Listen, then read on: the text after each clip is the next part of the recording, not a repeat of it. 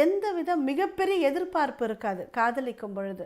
ஆனால் திருமணம் அப்படின்ற ஒரு ரவுண்டுக்குள்ளே வட்டத்துக்குள்ளே அவங்க வந்த பிறகு கமிட்மெண்ட் வந்துடும்.